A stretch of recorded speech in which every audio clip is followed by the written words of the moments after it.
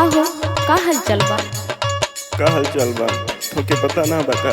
का हो गइले तना काहे तू चिंता करेला बतावा? का हम तोके छोड़ के चले तो हमके अच्छा लगी का? अब क्या ना हो और कैसे जाबू सुना सुनावा। रोवा जनिया रहू तुम, रोवा जनिया रहू तुम, धई के अचरा बाजियरवा नहीं करे, छोड़े के नहीं हरा बाजियरवा नहीं करे।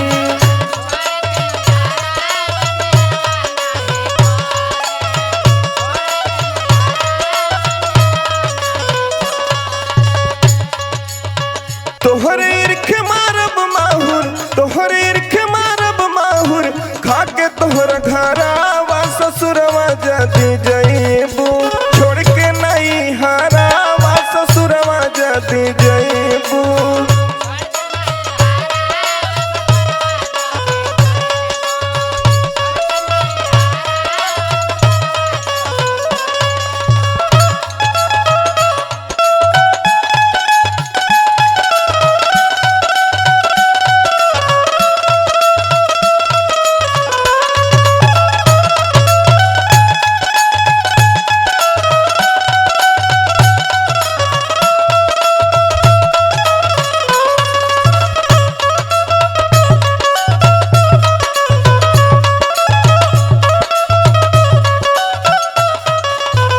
अरे तू तो जाना तारा कि हम तुझसे बहुत प्यार करीला, तो उन्हें पे इतना चिंता कर तारा तू।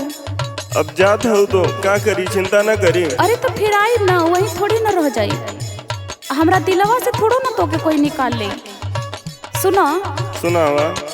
तोहरे ले बचा के रखले रहनिए धान के,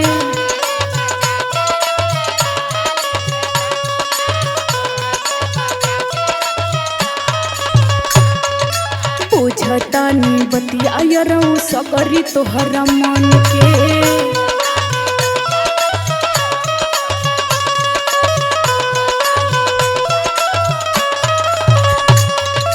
बढ़ता बेचैनी हमारा भीतर धड़कन के। अरे तनी अपने मन के समझा ना। कैसे समझाएं? हमके छोड़ी दुल्हन जईबू दूसरा के बान के।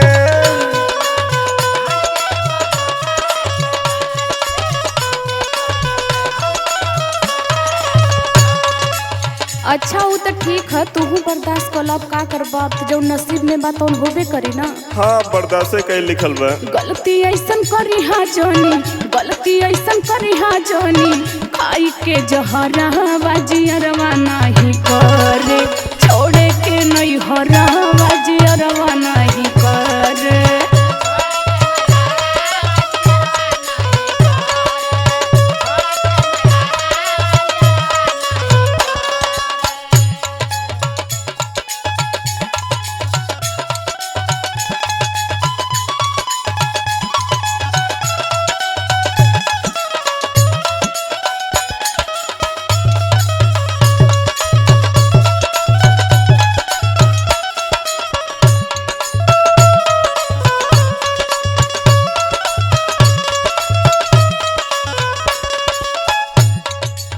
अब तो तोके छोड़ के जही के पड़ी, अब जवन गलती सही भइल हो के माफ करी हा।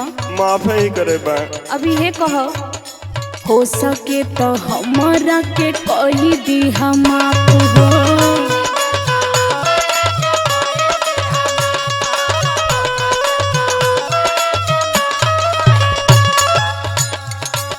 गईला के बाद मोबाइल रोही शिव चाप हो।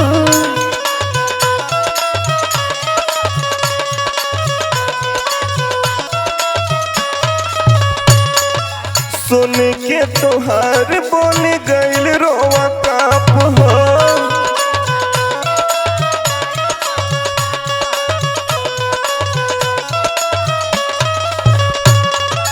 कहेले पटेल तोहके लागे मोर शराप हो। अरे ऐसे मत कहा। का कहेबे? दुआ करी सजल रहे, दुआ करी सजल रहे, हमरो से नूरा बाजियरवा नहीं कर।